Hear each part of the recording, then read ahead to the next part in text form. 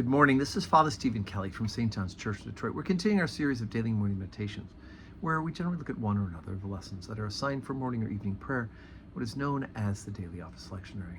Today for Thursday, let's take a look at the lesson that's assigned for evening prayer, but let's look at the one from Ecclesiasticus. Remember, Ecclesiasticus, C-U-S at the end, is the book that is in the Deuterocanonical or apocryphal books of the Bible. Great wisdom, advice, and sayings. We're on chapter 28, beginning at verse 13. Curse the whisperer and double-tongued, for such have destroyed many that were at peace. A backbiting tongue hath disquieted many, and driven them from nation to nation.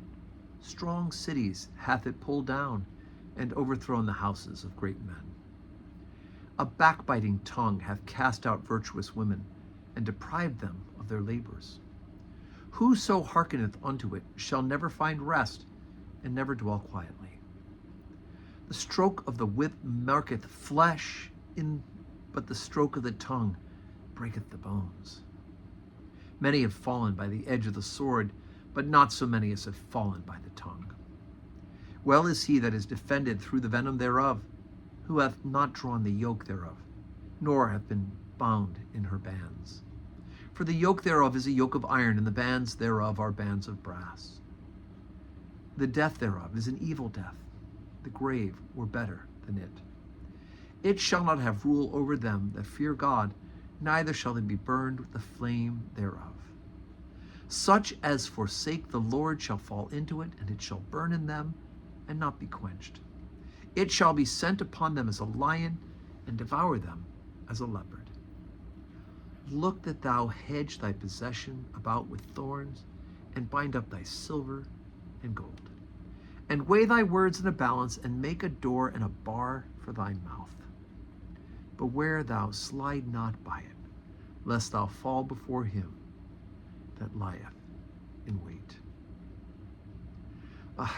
Sometimes you read things out of the Bible like this, and you go, man, oh man, is this true, right? That your tongue can cause a lot of damage. I remember as a kid, people saying, sticks and stones will break my bones, but names will never hurt me. But this goes deeper. Rumors, gossiping, destroying people's character, all done with the tongue, and probably by extension with your phalanges as you are typing on social media. All of these sort of things destroy other people. They can cause great big damage, and they damage your soul if you're the one who's doing it. Many people have been damaged by lies, have been damaged by half-truths, right, intended to be damaging, and that's happened. It happens inside the church, it happens outside the church. Human beings need to control their tongues because they can be, as it says, a great, great damage. Many have fallen by the edge of the sword, but not so many as have fallen by the tongue.